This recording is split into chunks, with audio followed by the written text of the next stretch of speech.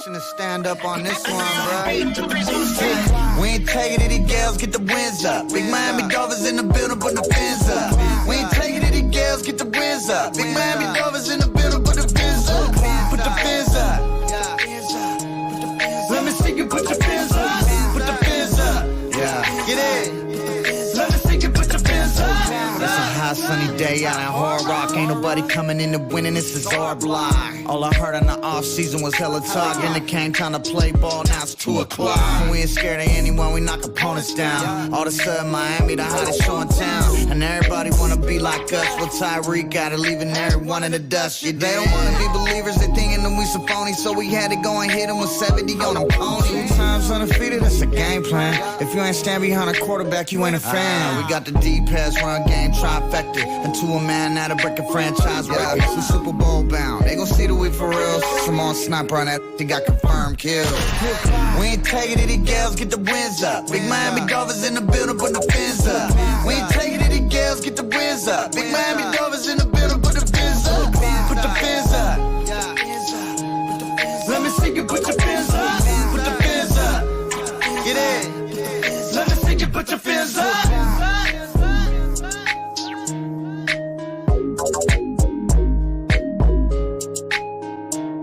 Let me see you put your pins up.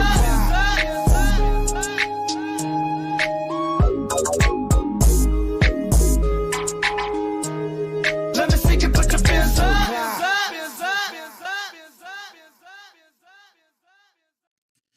Wow, watching the end of that song by Trav Murray just takes me back all the way back to when they scored 70 points on the Denver Broncos. Seems so long ago. Seems so long and far away ago. So everybody, my name is Barry Cunningham. If you haven't been here before, wow, do we have a lot to go over today. I mean, just a ton. But this won't be for the weak of heart. This won't be for the unobjected, people who don't have an objectivity, who only want positivity without any criticism. This won't be that episode. We are in a different place beginning today. We saw it coming, and then it came and showed up. There are plenty of shows out there, plenty of people out there who just will, basically bloviate and tell you what you want to hear, regardless of if it's true or fact. They just tell you what you want to hear. In addition to that, I see people leaving comments about some of the stuff I've been putting up, and they've been actually comparing Tom Brady, Dan Marino, Drew Brees, and Peyton Manning to Tua Tagovailoa. I can't even speak to that. Those people who feel that they can make those kind of comments aren't the kind of people I feel I can even reach. There's nothing you can say to people who have that kind of unobjectivity. They're just out there. You can't speak to them. So today I want to speak to the people who really want to hear fact and understand where this team is going right now and what needs to happen. So before I begin, let me just say this. Just say it right out in the open. Excuse me. Everything I say, you have to understand, I say it as being a fan of the Miami Dolphins, regardless of what some people may think, and being a fan of Tua Tagovailoa. However, this is what governs my speaking on every single video that I do. Respect when earned, criticism when deserved. Understand what I just said. Respect when earned and criticism when deserved. What does that mean, Barry? Well, I understand the kind of man that Tua Tagovailoa is, and I 150% respect that man. I laud that man. I applaud that man, because that's the type of guy I think this community needs for sure. Maybe some of the fans should understand what Tua is all about, seeing how they comment and go crazy. But that does not mean that you are beyond criticism. That's foolish to think that somebody is beyond criticism. You are a football player, not the man. Dude's a great guy. I'm sure he's a great family man. I'm sure he's a great father. I'm sure he's a great husband, great son, great Christian. I applaud all of that. But when it gets to football, when you get on the football field, things aren't always rosy. Things aren't always going to be the way you want them to be. And in that regard, you have to be able to break things down objectively is the word. You have to be able to look at things and go, okay, there's a problem here. If my wife tells me, hey, Barry, well, she didn't call me Barry. Hey, honey, you can't eat that. You shouldn't be putting that in your mouth because, you got to watch your weight. Doesn't mean she doesn't love me. Doesn't mean that she, she's thinking negatively or bad about me. I'm doing something wrong. I tried to sneak a blueberry muffin when I shouldn't have a blueberry muffin. And she told me, hey, you can't eat that. You've done something that just doesn't work. Stop eating that blueberry muffin. Take it away from me, and she'll throw it away. Never does it cross my mind that she's a Barry hater. That she's a hater. How dare she speak like that to me? She must be a hater. No, in fact, that's why I love her. Because she's willing to let me know when I need to do something.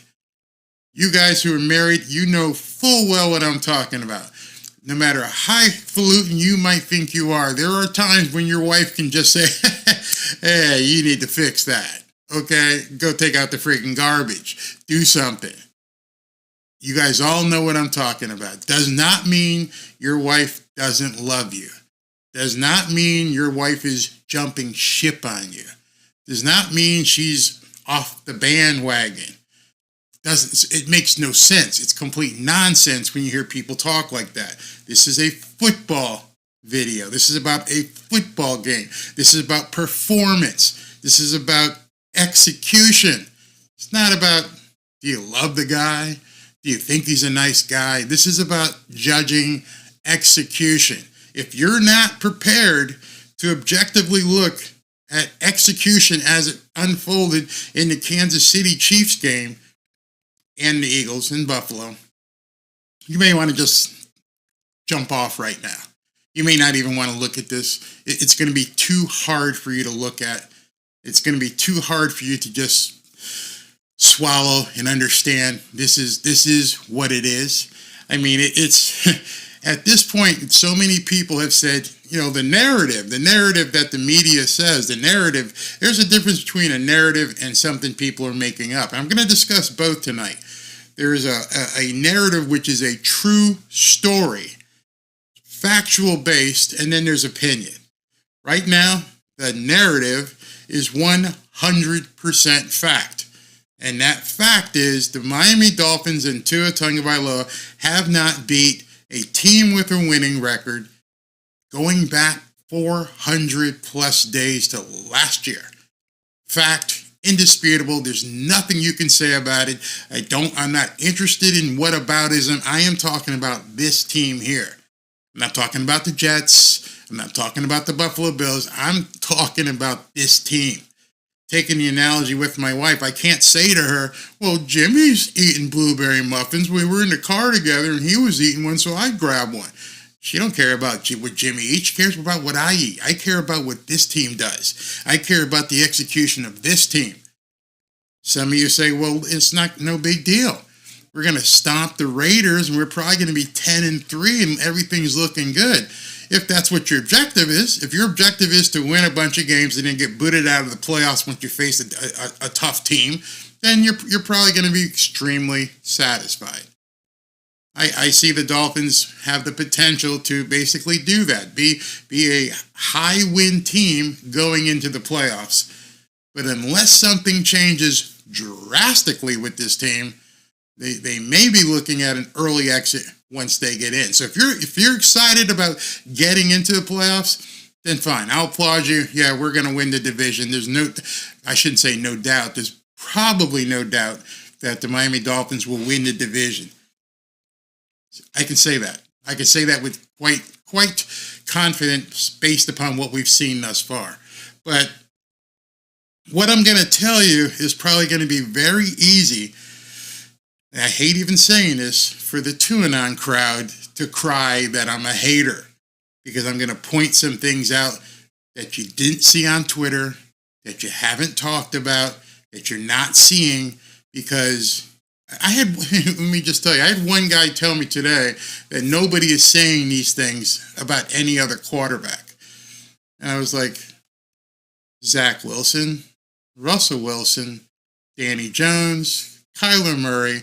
I could go on and on and on. You don't follow those other teams. You don't follow the criticism of those players, so you never see it. Every quarterback that's stinking up the joint, people are talking about him.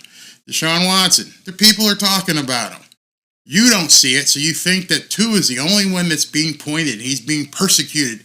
Well, if you feel that way, yeah, you definitely might want to jump off here. I mean, I'm looking at my schedule here, and I just want to tell you, this is going to be a huge dose of reality for a lot of people who aren't expecting it. That's all I can say. And all I can say is just say it one more time: respect when earned, criticism when deserved. And tonight, we have a big old heaping pile of criticism ready to get served up.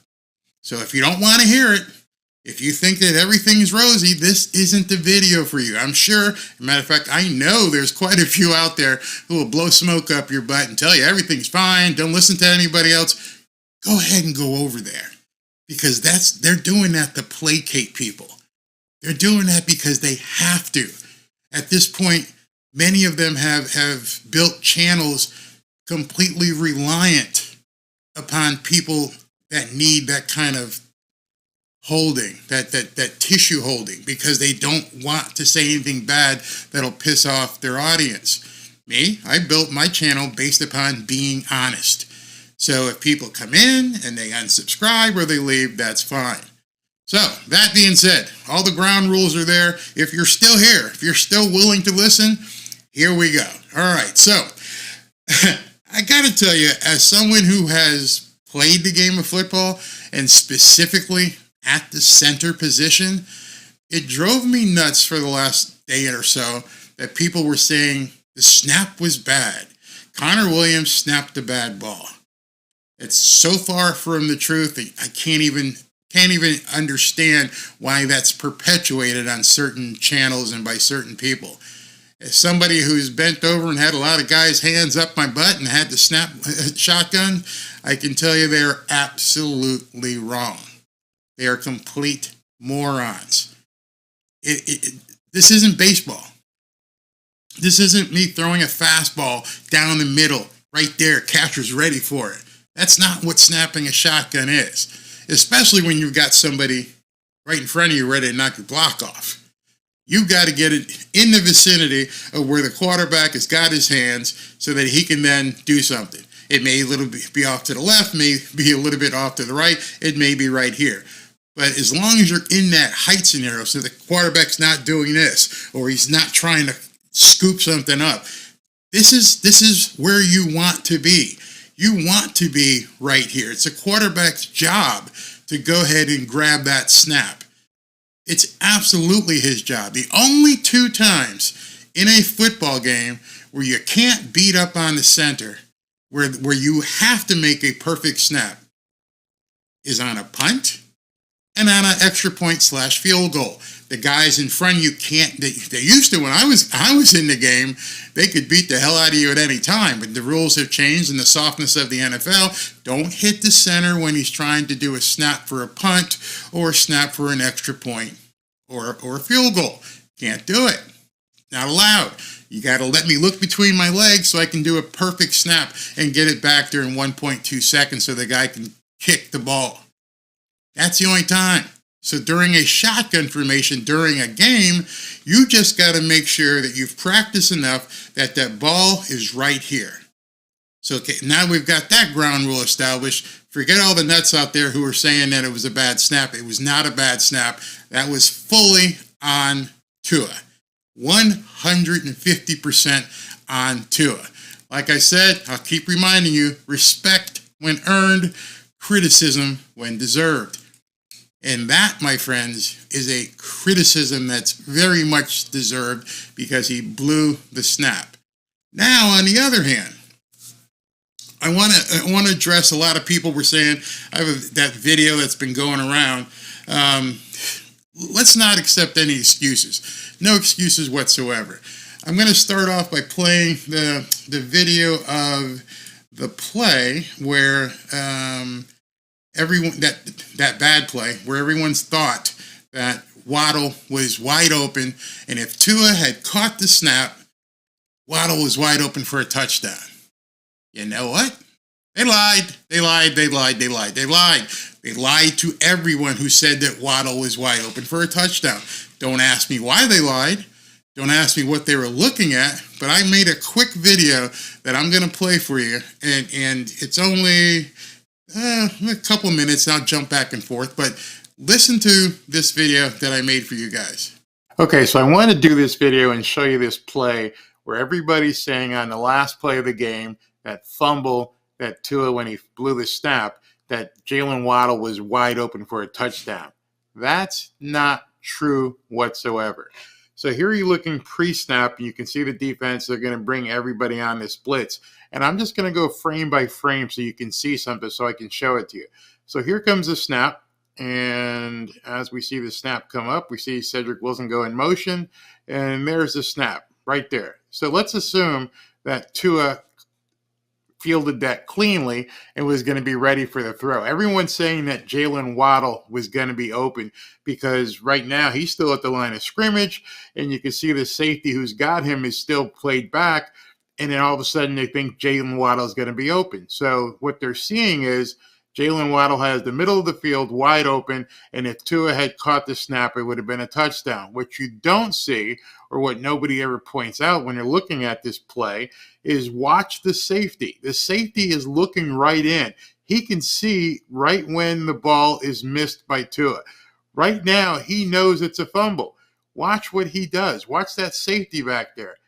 He stops.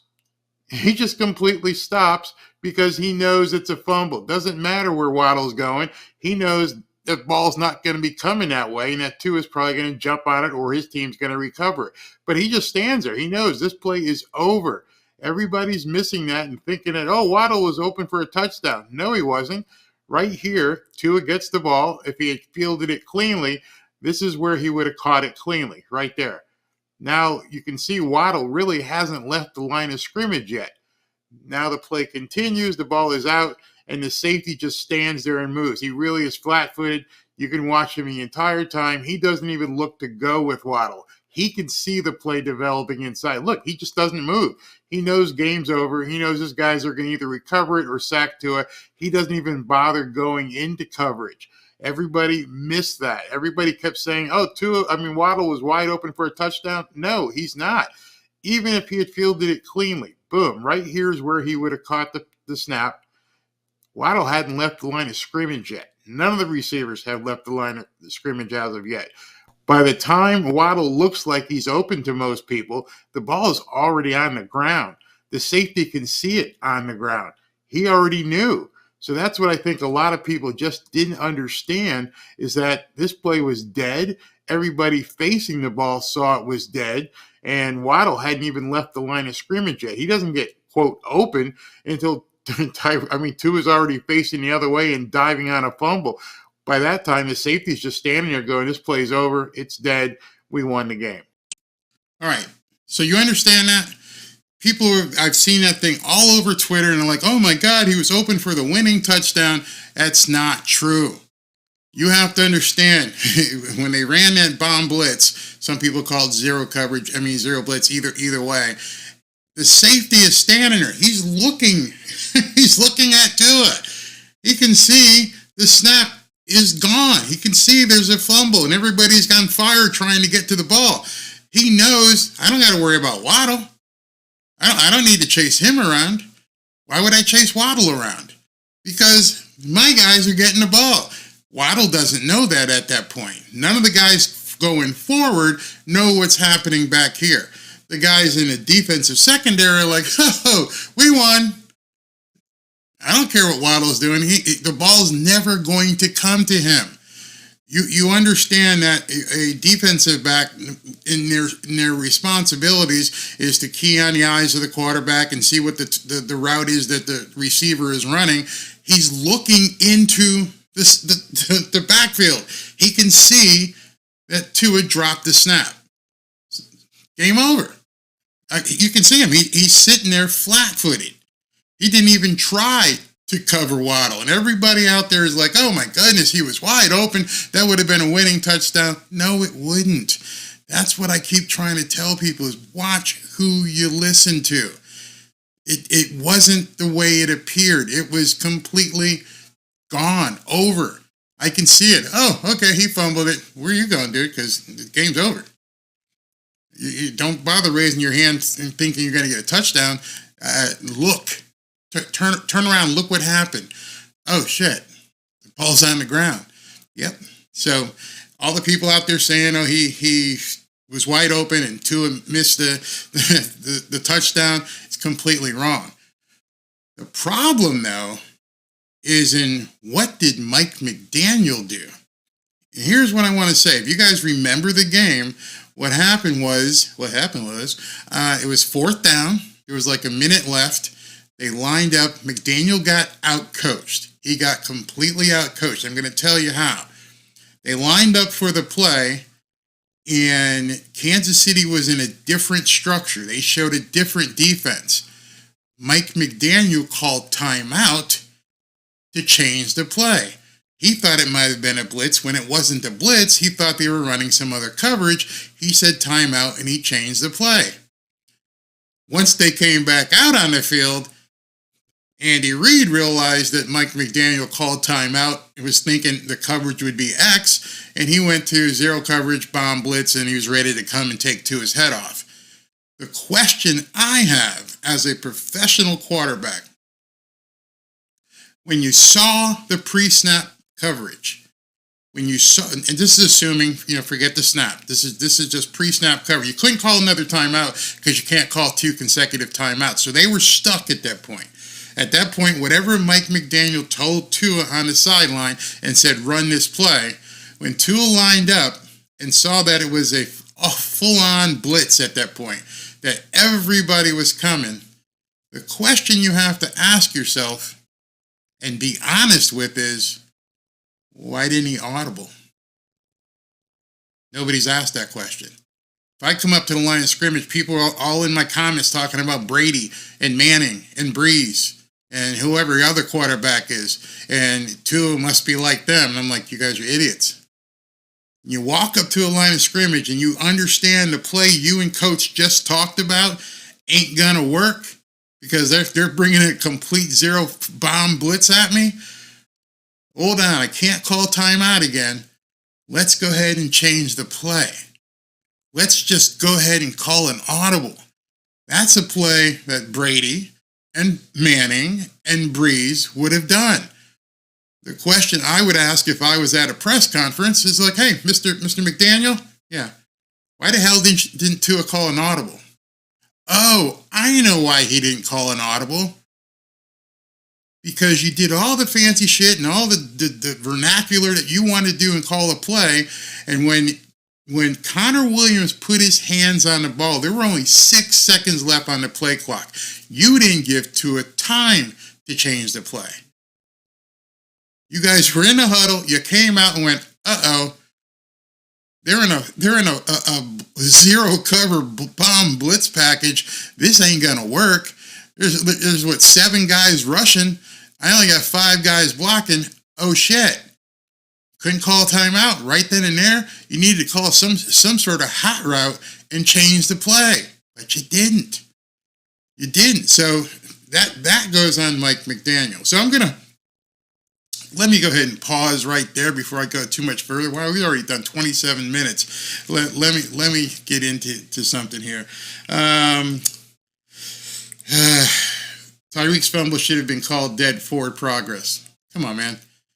Gene, I believe, Gene Territori was on the broadcast. He's the head of officials for the NFL. He explained it. No, that's not true.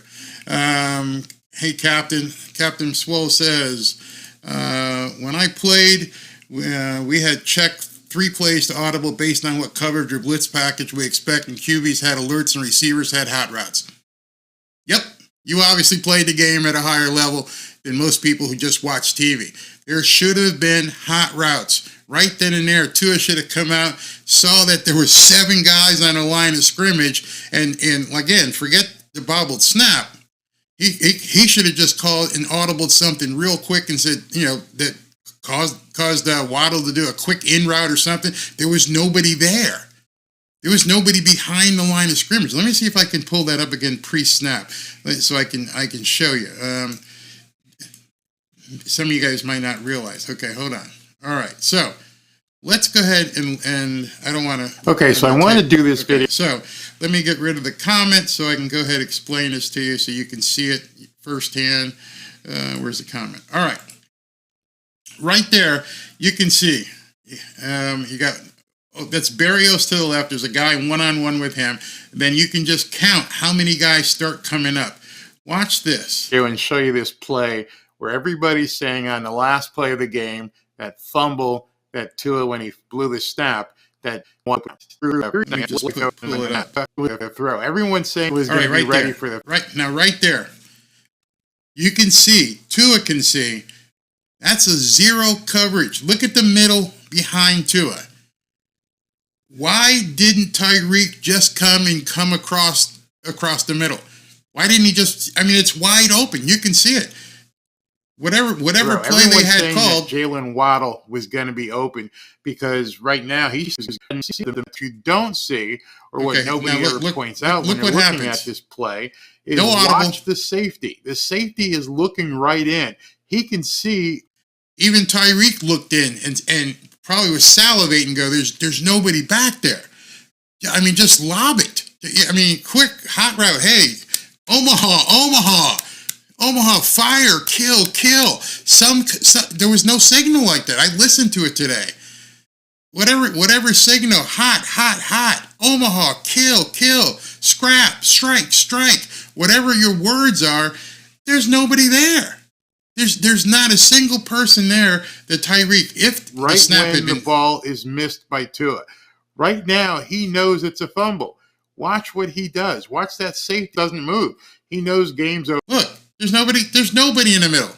Nobody whatsoever is in the middle of the field. What do you think? He knows this guy doesn't even recover it or sack. There's nobody there. He doesn't even bother going in. I don't understand how Mike McDaniel and Tua hadn't communicated that during the timeout and said, hey, listen, if they do the 0 blitz, hot route it out and tell Tyreek just to go to the open space and then lob it over. It's all moot at this point. He dropped the snap, but I think part of the reason why he dropped the snap, we'll never know. This isn't a narrative. This is an opinion. There's a difference between a narrative and opinion, as I said earlier. This is an opinion. The opinion being that Tua was like, oh shit, what do we do? And he took his eye off the ball. That's an opinion. I don't have any proof of that. I could be completely full of crap. But that's what it looked like to me. He knew you got a second and a half to get rid of this. You're not going to have time to throw it to Jalen Waddle anyway. But nobody, you can tell by the route that they ran afterwards, you can tell there was just nothing ready. Nothing at all ready in terms of a hot route. Just didn't happen. I'm not hearing the objectivity. You just did. I said, I don't know whose problem was. Was it Tua not calling the hot route, or did Mike tell him to run this play and that was it? That's completely objective. There's no other room to go there. Somebody screwed up the play call. Forget the snap. We already talked about the snap. The play call was wrong, and there was no audible. There was no hot route. You got to the center. There was only 6 seconds left on the play clock. Somewhere, the communication was wrong again. Brett Dodger, yeah, exactly. McD takes too long to get his plays in, and we can continue to have wasted timeouts. But here's the problem. They just had a timeout. They literally went to a timeout and walked onto the field and ran that play. There should have been no time wasted. Hey guys, run an X zip fly 142. All right, guys, you don't even need the huddle. I already called the play on the sidelines. There is no time to waste. Everybody was there. So why didn't they? Okay, I'm at the line of scrimmage. I see all these dudes getting ready to come in. Omaha, kill, strike. People are saying I'm not being objective is because I played the game. Like Captain Swole said, you got to have audibles just in case something like that happens. Andy Reid outcoached Mike McDaniel. If Mike McDaniel did not give Tua, and this isn't on Tua, if Mike McDaniel didn't give Tua a couple audibles, that's on Mike McDaniel. However, if Mike McDaniel did give Tua and say, hey, if A's not there, go to B, and if B's not there, go to C, and if Tua didn't do that, then that's on Tua. But we'll never know that. Hey, George, what's going on? Every time you come on here, ruin things, Tua stats speaks volumes. Dude, this isn't about stats. I don't give a shit about stats. You like I've said before in my videos, I don't care if Tua throws for 6,000 yards and 65 touchdowns and breaks every single record that Marino ever did. If they go one and done in the playoffs, the season is a failure, period. Sorry, not a stat guy, don't care about stats. That's the reality of the situation here. I know people get pissed off at me.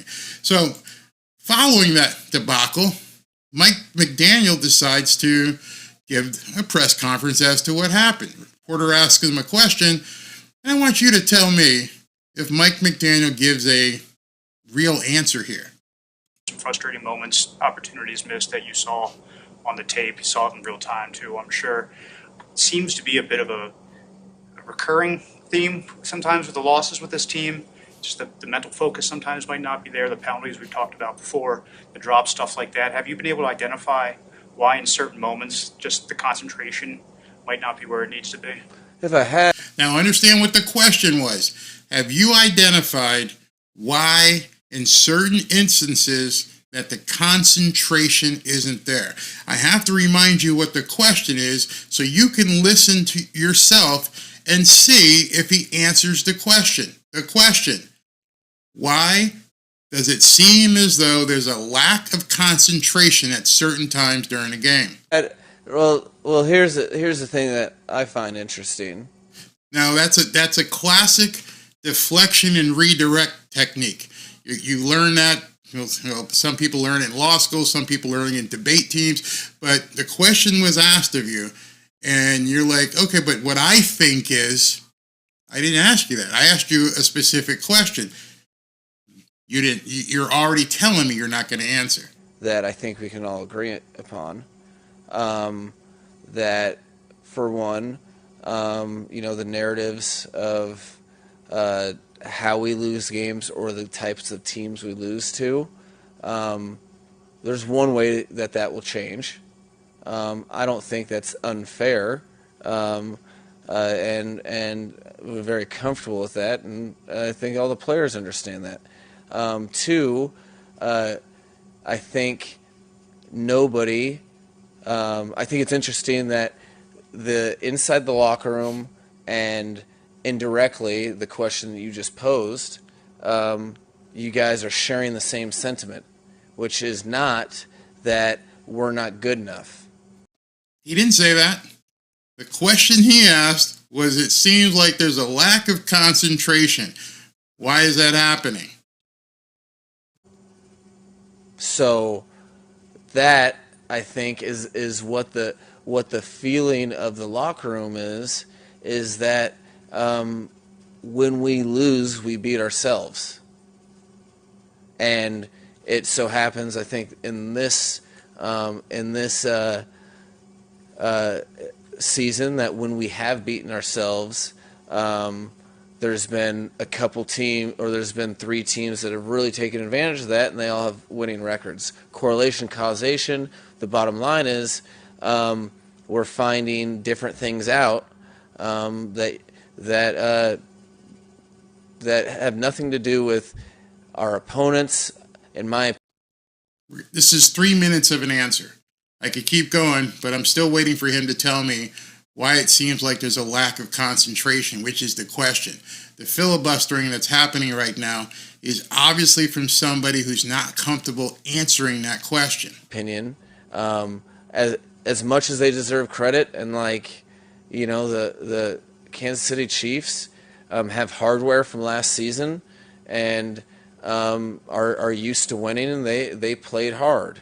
But you know, we look at ourselves, how we can get better, and you know, I think it's an example of you have to be your best when your best is required, and when we take a little bit of time to get in a rhythm, when those things happen, you're losing the game that you have capabilities to win every week, and that's what we're focused on. Because the loss is the loss. It was hard to watch the tape. See what I mean? Something's not adding up here. I mean, it was basically a softball question. At the same time, I would ask, why didn't you call an audible? Why was there not an audible on the field? Nobody in the press room asked those kind of questions. But this was an easy one. Why does there seem like there's a lack of concentration? That hurt is healthy, though. I was very proud of the way we invested ourselves into the week of practice last week. I was proud of how we didn't run from that tape, which can be painful. If you're going to lose the game, you might as well make it purposeful. I think we've lost 2 games since the Buffalo game, but we made the Buffalo loss purposeful, and we've approached practice collectively at a heightened level across the board, and we have no other plans but to use this experience purposefully as well moving forward. There were people on Twitter who actually applauded that response, who actually cut it and posted and said, "Oh, we love that this Mike McDaniel was such a genius with this response and how he handled it." Come on, man. Again, trying to be objective.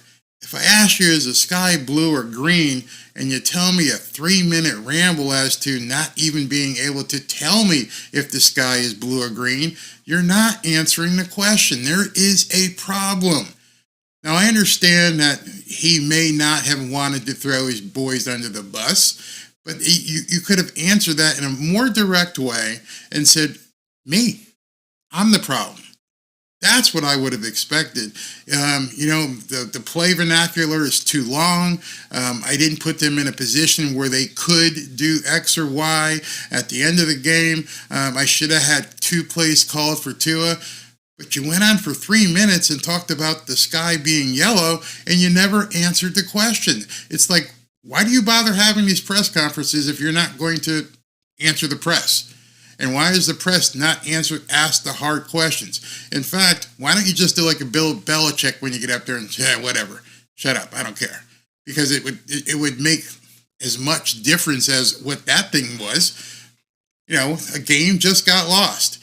The team looked at times as though they weren't concentrating, like they were confused.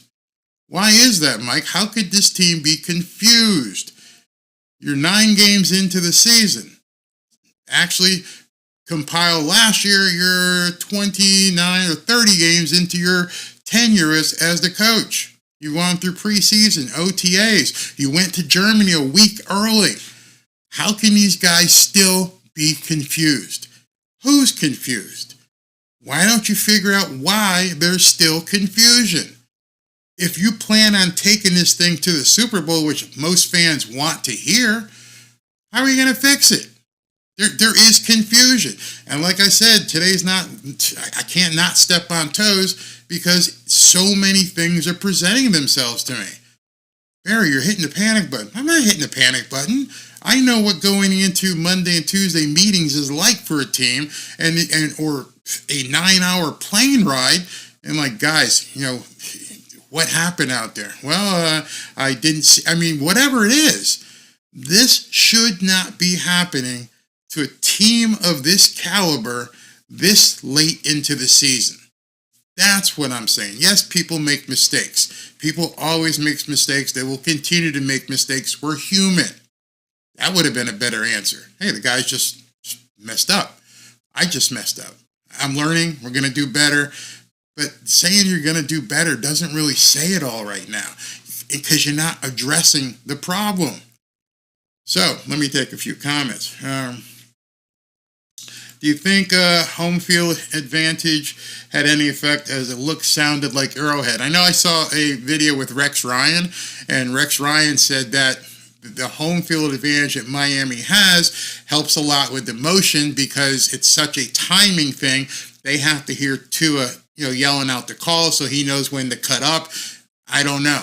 Maybe that is something. Maybe that's what you need to change. That's a good question. Maybe when you're in a hostile environment, you can't do all the zippity-doo-dah shit and just run some plays.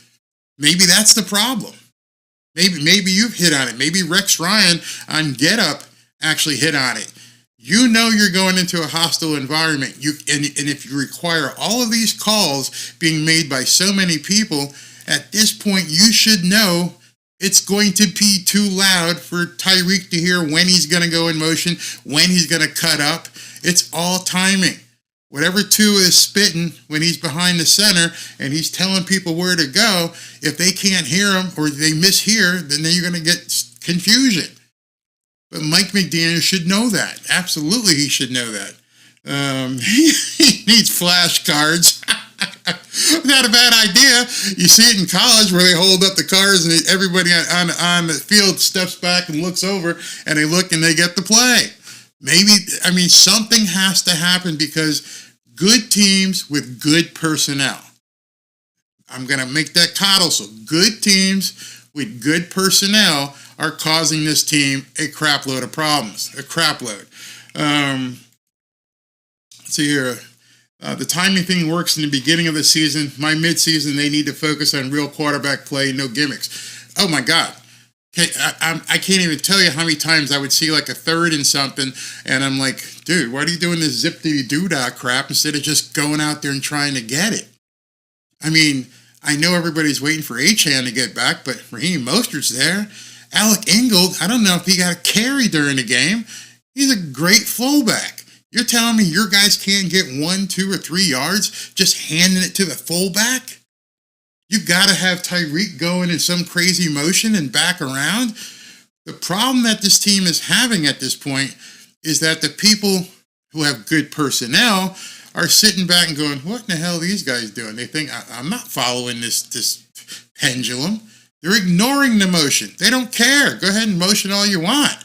We're not even paying attention to it. That's been said a number of times. So if people are telling you now in mid-season that the good teams with good personnel don't need to give a crap about your motion because, number one, they told you their game plan in advance. Does anybody remember what the defensive secondary said in an interview about what they were going to do with Tyreek? And they did it.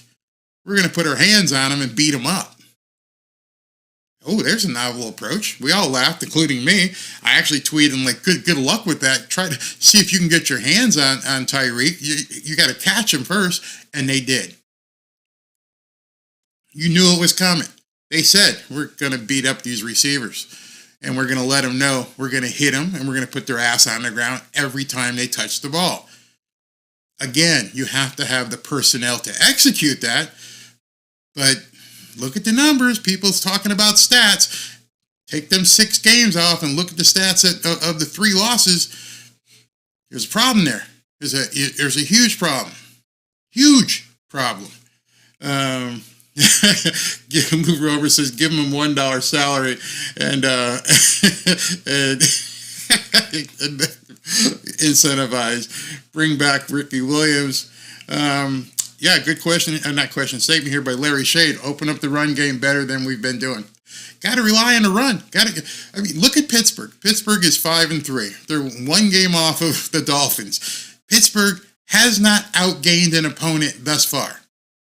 Let me say that again. Pittsburgh has not outgained an opponent thus far. All you guys who are stat heavy and want to talk about stats, what do you think Mike Tomlin's doing? Mike Tomlin's going into the locker room going, I don't give a shit. Just win. I don't care how many yards Kenny Pickett throws for. I don't care how many yards George Pickens has. I don't care how many runs Najee Harris has. all I care about is we're winning, right? I heard you guys on Get Up talk the other day, and I'm like, that's the worst team in the NFL, and nobody knows how they're winning because Mike Tomlin is only focused on winning. If I can shorten this game, get it to the fourth quarter, we might be able to make something happen. You guys, not you guys, let me rephrase that. Many of you are drunk on stats. You're drunk on the fact that, hey, he got the best passer rating, got this and that, whereas other teams are like, we just got to win. I don't care how we win. You think Patrick Mahomes cares that he only had like 190 yards passing? Nope. You think that Travis Kelce is worried because he had like 20 yards receiving? Nope. He's probably worried more about Tay-Tay. Doesn't care. Dolphins fans are drunk on stats. Big difference. Huge difference. Look it up. Go look at Pittsburgh. 5-3. Horrible. They've been outgained every single game. Nobody can understand how the hell this is happening. How are you outgained every single game, but you're still 5-3? We're talking about a team that is one game off of the Dolphins. Everybody talks about the Bills and the Jets, and Pittsburgh's just like, we're gonna win. Don't know how, but we're right there. 5-3. Look it up. Horrible stats. Kenny Pickett isn't doing shit. You're looking at the wrong things. Wow. Hey, thanks, Jose, for looking that up. Jose just looked this up. Pittsburgh has 133 points for 163 points allowed and have a winning record. If you went into Mike Tomlin's office tomorrow and said, hey, Mike, Kenny Pickett doesn't have 300 yards a game, and your number one receiver isn't on pace for like 2,000 yards. And what are you guys going to do? You got to fix something. Like, we're winning. Period. We're winning. That's all I'm going to say. Hey, Chris, what's going on? Stats mean nothing. It's wins that matter, and wins that you can keep winning against the good teams. So we're getting bashed for having an easy schedule. We were predicted to have the 3 hardest schedules before the season started. So I don't understand what your comment is. That's a comment and something that gets said on those other channels, and they repeat the mantra. We only win the games that we have to play, or the teams were not good because we beat them. That's not real. And so now, what is happening? What is happening all over the? If you thought it was bad before, if you thought that it was how can I say this? If you thought that it was a narrative before, boy, you better buckle up now, because people are coming hard. Even some of the staunchest supporters of the Miami Dolphins are like, hey, this doesn't look too good. And it's almost uniform. When almost everybody is saying, hey, man, I don't think this team has it right now. There's something wrong. And I do mean just about everybody. So in this next clip, Emmanuel Acho and the guys and lady at Speak completely eviscerate the Miami Dolphins. Watch this. And I'll let most of it play before I say anything. Be honest, I have to now question the Dolphins' legitimacy. Now, I'm not saying I think they're legitimate, but I would be an illegitimate analyst if I did not at least question the legitimacy of the Miami Dolphins. It's very simple. When you play teams that are below 500, you win. Yep. And not only do you win, the Dolphins smack them around. They embarrass the bottom of the barrel in the NFL. But when they play the cream of the crop, all of a sudden it changes. It changes. Now I get it. The offensive line for the Dolphins has been much maligned. Jalen Ramsey didn't show up until last game. Javon Holland has been up, and I get all of the excuses. However, you either win or you lose. Dolphins have seen the Chiefs, they lost. Saw the Eagles, they lost. Saw the Bills, they lost. Those are all 3 playoff or fringe playoff teams, the fringe being the Bills. So how can you not question the Dolphins' legitimacy? That's where I currently am. A really good football team when they play bad opponents, Joy, but when they play good opponents, for whatever reason, whether it's in Buffalo, whether it's in Germany, whether it's in Miami, they do struggle. Is it time to question the Dolphins' legitimacy? I know. Is it time to question the Miami Dolphins' legitimacy. Many of you know who have followed Emmanuel Acho, you know he has been a huge, huge supporter of the Miami Dolphins. Many of you know Joy Taylor may not have been at first a big fan of Tua, but she's become a supporter of the Miami Dolphins. Listen to what all of these hosts say in this interview. Boy, it was just tough for me, A-Block. It's Groundhog Day. Yeah, it is. I mean, I got to do my job, right? I got to do my job. You beat bad teams, really, really bad, just smack them around. and then you lose pretty convincingly to the good teams. Everybody is now seeing it. Dolphins fans can say, oh, these guys are haters. They're all haters. Everybody's a hater. Well, now it's going to get kind of old because just about everybody is now saying it. It's almost like you're getting garbage time points or something. Now, I don't want to go that far because these are NFL teams that you're playing and beating and putting up the 70 points. That's only ever happened one other time. Fine.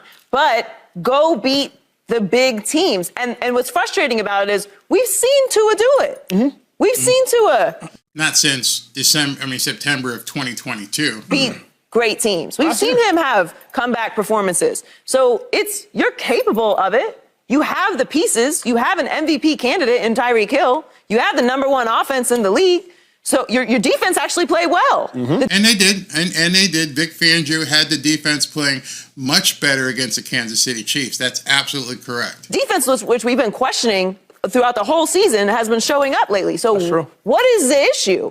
You got to win these games. And you have to win these games if you want to be considered real contenders. Because when the Bills lose, we have concerns. We have concerns, but we still have faith because we've seen what they can do. When the Bengals fall behind early in the season, we have questions, but we see what they can do. When the Chiefs don't look high-flying and flashy and on fire, we don't question it because we've seen what they can do. We haven't seen what you can do. Yes, you made the playoffs, but Tua wasn't there. So if you're going to walk around like you are a top team in the NFL, you have to beat other top teams. And I thought about this morning, because we talked about the Eagles a lot, like last year. Oh, they haven't beaten anybody. They haven't beaten anybody. They haven't beaten anybody. They're not for real. This record's fake. They're not for real. But then they started beating people. And we were like, all right, I guess they are serious. You've had an opportunity to beat the Bills, who are in your division, the Eagles, who, despite the fact that they have the best record in the league, haven't been playing crazy. There's still questions about what they're going to do when they finally turn it on. That's true. They just find ways to win. And now you have the Chiefs on a neutral ground. This isn't an Arrowhead. This is a neutral ground, and you can't get it done. What was that first half? Everybody saw the game. Everybody did their analysis of it, and they just watched the first half, just what happened. It's funny, Mike McDaniel didn't mention that during his presser. What happened in the first half? How did all this happen? I understand the whole thing with Tyreek. That was a fumble and then recovery and ran back. What about the other touchdown? How about the first drive? Why did you give Kansas City the ball on the first drive? Why did you want Patrick Mahomes to have it on the first drive? Where did that decision come from? Never going to get asked, never going to get told. You turn the ball over, and then you have the ball. You have an opportunity to send it into overtime and just fumble the snap. What is it? You can't do it. And you can't. It's unacceptable because we know that you can. We know that Tua can do it. We know this Dolphins team can beat real teams. So what is it about this year? It's very concerning to me because you have to look at the past and your resume, and then you have to focus on what's happening this season, right? You need a mixture of both when you're evaluating these teams. We know you can do it, but this year you haven't. So if you are a contender this year, you've got to go beat one of these good teams. Now, and she's absolutely right. I know some Dolphins fans recoil and they're like, oh my God, this is so negative. There's nothing negative about it. It's the absolute truth. You crapped the bed against the 3 good teams on the schedule thus far. And you got guys on Twitter and guys on other YouTube channels trying to make excuses, trying to give the Dolphins some sort of standing as to, it's okay you lost this game. You're still #1 in the division. You're still the #1 rated quarterback. You're still the #1 rated wide receiver. And you can put that in a bag and put it out in a flea market and sell it for $1. It doesn't matter. Everybody can see, except for some fans, There's a problem here. There is a serious problem. They have some coming up at the end of the season. It's going to be rough. Mm-hmm. But yeah, you got to keep it real. This is disappointing. The biggest disappointment is the good teams they played, they really beat downs. Mm-hmm. I don't care how the score may look at the end of the game. If you watch the 3 games that they have lost against the Eagles, beat down. That was a dominant performance by the Eagles. So what he's saying there, and I want to clarify his statement, former player, I forget his name. He's talking about physicality. He's talking about, at this point, many people are thinking that the Dolphins are basically getting punked. That the Dolphins are showing up to these games and they've got their high-flying jet motion offense going from left to right, running around, speed all over the place, but you're getting punched in the mouth and you can't respond. That's what he's talking about, a beatdown. He's talking about me looking at you, coming at you, the tush push. The tush push, obviously nobody can really stop it, but at the same time, you know it's coming. You had a week to prepare. You got mowed over. You got beat down. We're talking physicality, not so much the score. The score doesn't really matter. It's the physicality is what he's talking about. The Buffalo Bills beat down. The Kansas City Chiefs was up 21-0. Right. Mm-hmm. You know what I'm saying? And yes, you came out in the second half and got a couple scores, but this game was being dominated by the Chiefs on both sides of the football. And especially the defensive side of the football in the first half. Every time we talk Dolphins, we always look at the opponent and say, ooh, are they going to be able to score with Tua? Mm-hmm. But with these good teams, they can't score. Mm-hmm. You know, so it's like, man, like, come on now. You guys are built on scoring, helping your defense out by putting up some points and giving them a lead. But on the good teams, y'all can't put up points on these good teams. So that's what stood out to me the most. And I was sitting there watching the game like these. Y'all love stats. Look at that stat, what he just said. You can't put up points on the good teams. Even Vic Fangio, even if X-Man and Ramsey are back and they're playing full well, you're not putting up points to help the defense. That's problem. That's a huge problem. Dudes ain't legit. I don't care how talented the roster is. The 3 really good football teams, it wasn't close. It wasn't even a fight. If you watch the game, you may say it's a fight by the score, but if you really watch the game, you're like, come on, man, the Dolphins shouldn't even been on the field with those 3 good teams. Yeah. And that's how I feel watching. I know a lot of people have a problem with that because they're not understanding the physicality of the game. The physicality of I mean, look up front. Look at the front line. When everyone says the offensive line is problematic, hey, well, you know what Chris Greer said? Hey, you worry about it more than I do. He knew the schedule coming up. He knew the physicality of the teams that he had to face. And he said at a press conference, you guys worry about it more than I do. So I bet you people are wondering, hey, how much you worry about it now, bro? And to have all the talent, especially on the offensive side of the ball with what they have, they got to be better. I don't trust them to be nobody in the playoffs right now. Yeah. Probably except Pittsburgh. Yeah. But I don't expect them to even have a chance against JoJo Burrow and them boys. It wouldn't be close the way they showing they playing against good football teams. To put in context what you're saying, the Dolphins have never had a lead versus the 3 teams with a winning record this year. Now, that is a stat you can put in your pocket. Not many people have talked about that. Acho got something right there. In the 3 teams that they've lost to, they have not held a lead in the game. Think about that. Forget winning. They haven't ever had the lead in the 3 losses. Don't think there's a problem?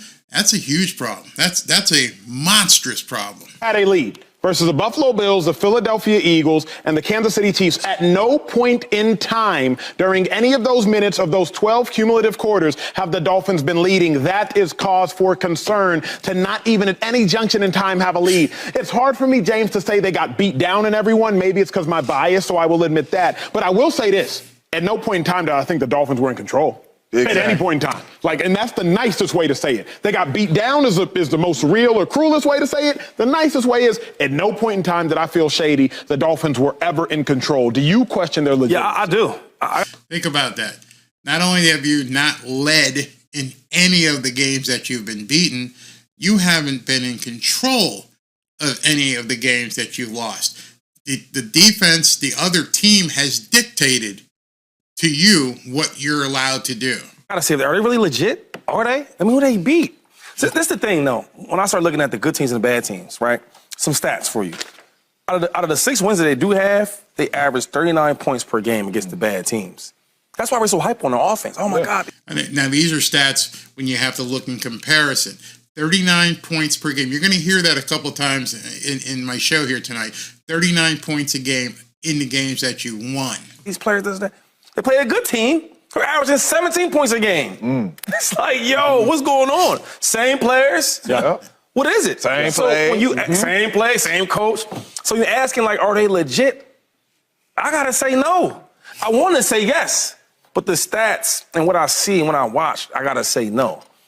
And how can we make this team so good to be an elite team in the AFC if they can't beat none of the good teams in the AFC? Yeah. Don't add up. And Terrell Owens said it best. Yeah. If it quack like a duck, look like a duck, waddle like a duck. It's not an eagle. Yeah. It's a duck. And not only that, we talked Tua in the MVP conversation. He ain't outplayed none of these quarterbacks on these good teams. Good point. Yeah, you know what I'm saying? Like, he ain't stepped on the field and said, hey, I'm that dude, and outplayed none of these dudes. Not to have a lead. No lead. In 3 games of good teams, come on, man, you ain't legit. Too legit. How can you argue? It's not a narrative. They dropped some science in there that no Dolphins fan can basically bitch about. You haven't had a lead in any of your losses.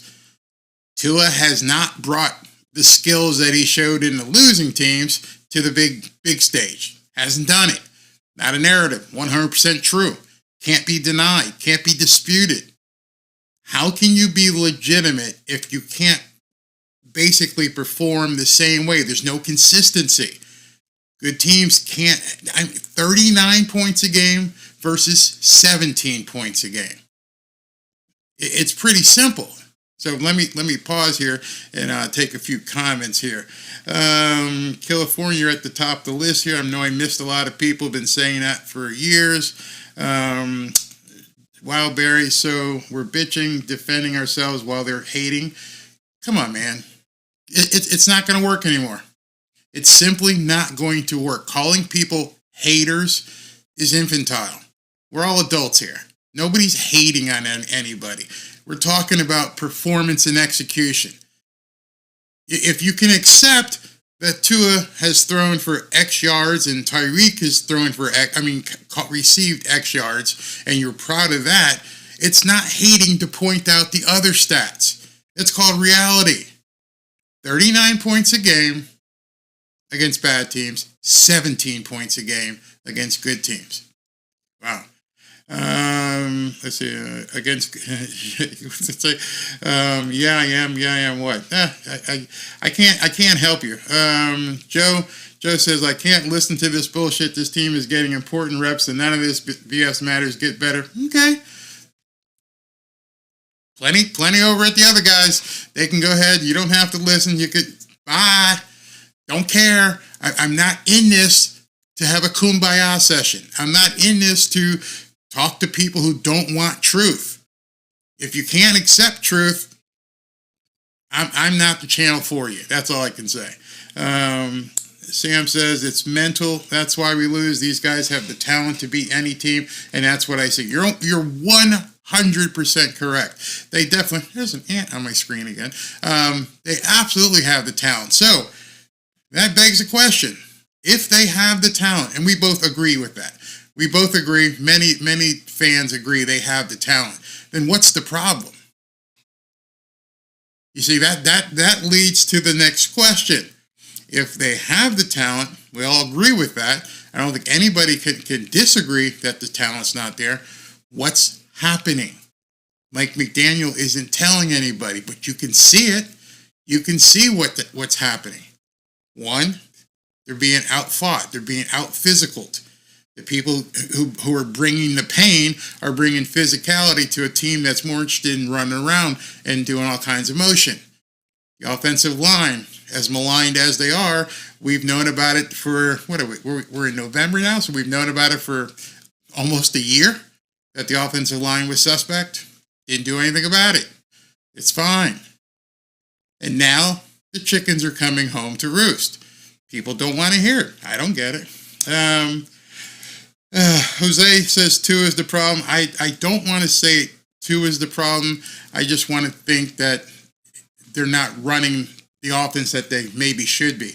I agree, Barry, but we can't agree with these people who say they shouldn't be on the field with a team that won by 1 touchdown. You're not listening. What they just said there is that the team was out-physicaled and actually got beat. It's 21-0, turnover, went for a touchdown, and they came back. If you're in a position where you have to come back like that over a struggling good team, don't get me wrong, this isn't the Ravens, this isn't the Eagles, the Kansas City Chiefs haven't found their stride yet. So, they're a good team, obviously, and Vic Fangio had a good scheme to basically wrap up Travis Kelce, but their wide receivers ain't it yet, which is another scary point as well. Let me see. When it quacks like a duck, they are Tua haters. Oh, boy. We need at least 1 or 2 straight, uncomplicated, successful running plays. Yeah, absolutely. I agree with that. Just run the damn ball. Not sure why they don't. 21-0 at halftime. Yep. You're not following, Barry. Let me see what. I don't think you understand. They do have the talent. I agree with that. I said that. What's it say? These are guys who played telling us, not burger flippers. Absolutely correct. Those were 3 professional football players, not Joy. 3 professional former players who said, hey, man, something's not right here. Something's not right. They can look at the game. They look at it more objectively from a player's perspective. That's what I try to do, is I try to give you guys information from a player's perspective. No, I'm not in the NFL, but I've played at a high level where I can see what's going on the field. I'm not just rah, everything's great. Tua is the best quarterback in the NFL, and we're going to go, and Miami's going to the Super Bowl. I can't do that. I have to look at each game for what it is. Now understand, got a bye this week. You better be ready to butt stomp the Raiders in 2 weeks. The Raiders played like hell under their new coach, and they won big time. And then they've got a game this week, and who knows if they keep steamrolling. Then you got the Titans. Now, if you saw today, they just elevated Will Levis to be their quarterback. They've got Derrick Henry. It's not going to be a lot. Those games should be big wins. But what happens if they lose to one of the bad teams? I don't know. So, a lot of people can check out. I really don't. And I hate to say it, but I really don't care, because you're not being realistic. So here's another guy that some of you guys know, and it's from Good Morning Football. You know what? I'm going to skip him. We know the guys from Good Morning Football and what they think. So this was Chris Broussard and Nick Wright on First Things First. This one was just, again, they've talked to players, other players speak and tell each other what's going on. Take a listen to what these guys say and how they completely embarrass the Miami Dolphins. Have the Dolphins been exposed, bro? No, because I told you a week or 2 ago they were a bunch of breakdancers. I mean, really. I told you after Philadelphia, maybe I should have said it after Buffalo. So we knew what Miami was. A lot of style, not as much substance. Fun to watch. Right. I said that Miami is the type of team that when you got beef, when you got a problem, they would rather break dance, settle it with some break dancing than fighting. Right. The top teams in the league, and I'll give your Chiefs this credit, Philadelphia, San Francisco, they want to fight. They want to knuckle up. The Dolphins they want to punch you in the mouth. The big, strong, physical teams take pride in beating your ass. Just want to pop, lock, kick, worm, up, rock, or whatever, all that stuff. All right, now. Doesn't work. They weren't exposed. I hate to say this. Tua was. Ooh. Yikes. And I don't mean he's not a good quarterback, but you guys know I've been hesitant to just give him his props as a great quarterback. All right, whether it's an untimely interception. MVP leaders at some point. We talked about this earlier. Who's the MVP? Yeah. I don't know who the heck the MVP is right now. It's just wide open. But look, at the what they did, if he doesn't get rid of that ball to the first option, then he struggles. You throw off their time. He's not as mobile as. Everybody's saying it. That's not a narrative. That's true. If you jam his first read, not that he doesn't see other reads, well, even though there were a couple plays where the guy was wide open, but if he doesn't see or look past the first read, he doesn't have time. That could be offensive line. That's something that Mike McDaniel said, but he's vulnerable. I'll leave it at that. Mahomes and these other guys. But here's the thing. With 1:12 left, and they had a chance to win. I thought they were going to tie it up. All right? What does he do? He almost – this one, I mean, Cedric Wilson. Right? I know it's miscommunication, but it can't happen at that point. Yeah. You're 9 games into this season. How can you still be having this kind of, quote, miscommunication? Whatever that miscommunication is, whoever it was, to me, what it appears to me is that unless he's throwing to Tyreek, and I did a video and I said he's doing 42% of his passing yards go to Tyreek. Back in the day with Marino, the two marks were about 27 and 26%. He is focusing on Tyreek. 42% of his yards go to Tyreek. So I'm a defensive coordinator, and as a defensive coordinator, I say, if I shut down Tyreek, if I take Tyreek away, there goes 42% of his offense, right out the window. If I know that, and now you know that, a defensive coordinator now knows that, what do you think they're going to keep trying to do? They're going to keep trying to take away Tyreek Hill. I know it happens at all quarterbacks, but this cannot happen. That's on him or the receiver. It's miscommunication. And then the next play to end the game, he just drops the snap. Yeah. He just drops it. It's a weird thing. Quarterbacks playing the Chiefs in big spots. And so those things cannot happen. And here's the other thing. Let's see this graphic about Tua against. All right. Now, you guys who are big stat hounds, look at this graph. I have a couple more videos. I'm going a little bit long here, but I'll probably cut it short. But look at this graph. Those of you who are all about stats, I'm going to pause here so you have a chance to look at these stats. Under 500 opponents, 6-0, 320 yards passing yards per game, 9.3 yards per pass, 16.5 interception touchdown ratio, and a passer rating of 114.8. Good teams, 0-3. Only 230 yards per game, only 6.8 yards per pass, a horrible 3-2 ratio of touchdown to interception, and an 89.2 passer rating. I just want you to look at that. That's not hating on Tua. That's not at all hating on Tua. What's hating on Tua is people who say that the left side of that chart is all we need to worry about. Then you're not being realistic. When you look at that chart and put a coaching hat on, put on a math hat, whatever you want to do, if you don't recognize that there's a tremendous problem against good teams, then you're the problem. Not me. I'm not hating on Tua. These guys aren't hating on Tua. They're having fun in the studio. But that is the biggest thing. That chart right there says it all. You can't deny it. You can't get away from it. What's causing that to happen? Nobody wants to talk about it. Nobody wants to address how can that be happening? How can there be such a tremendous drop-off?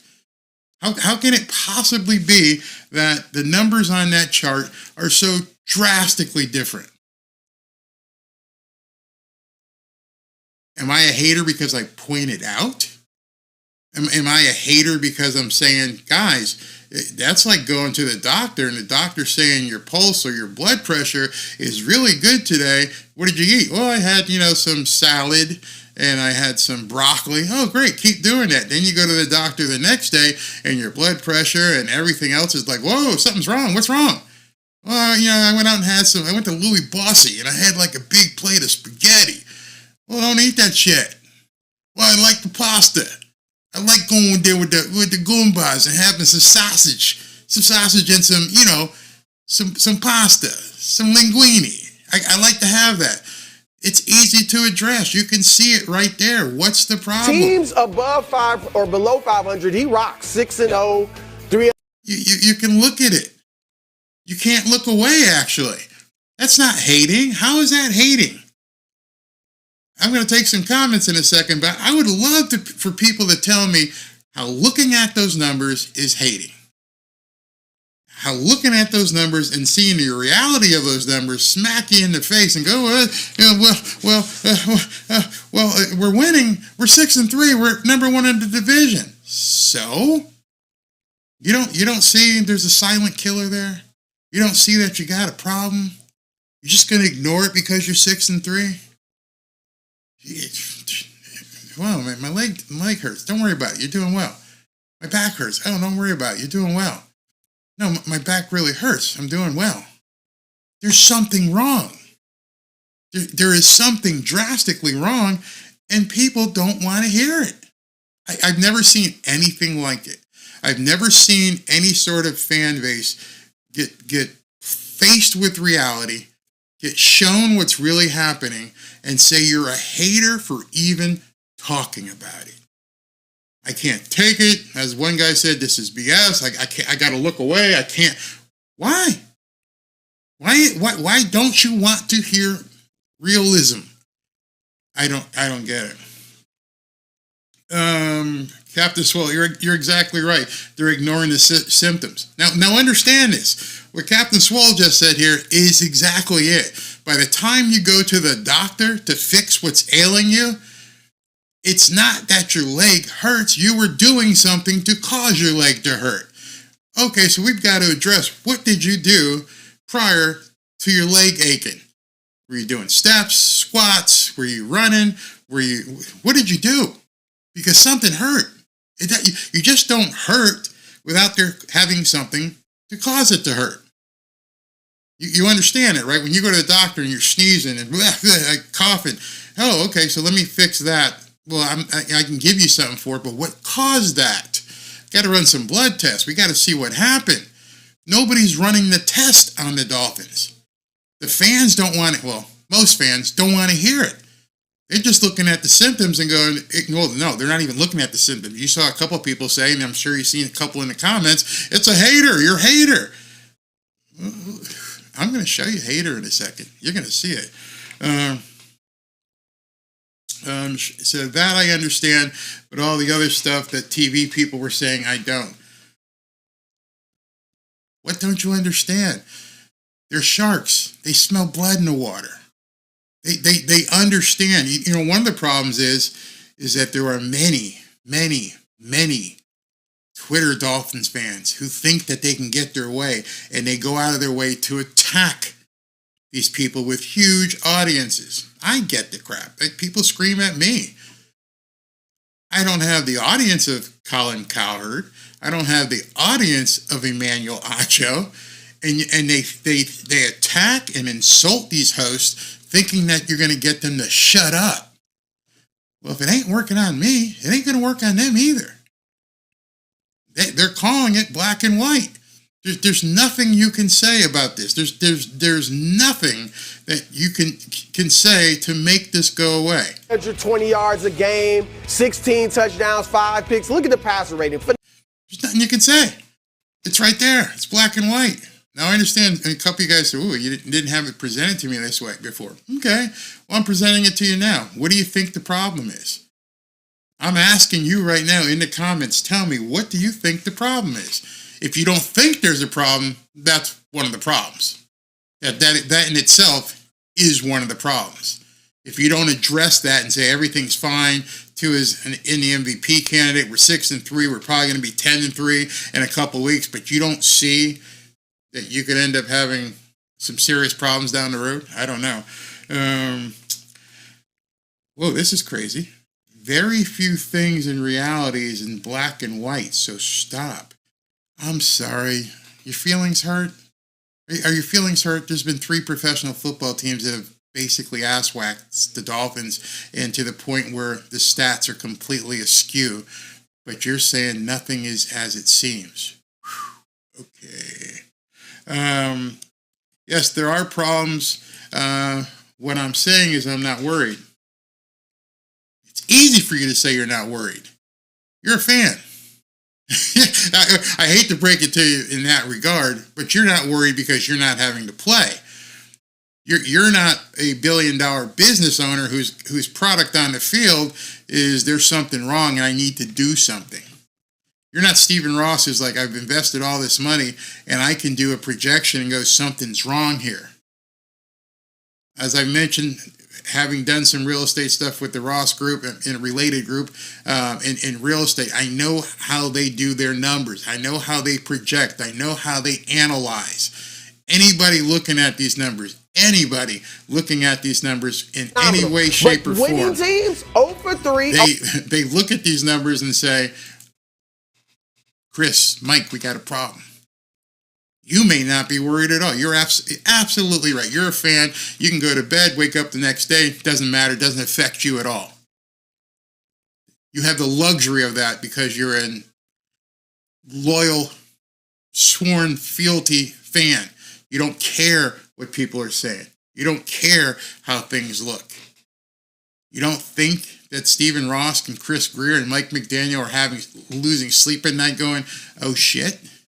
You don't think so? You don't know football. That's what you just said.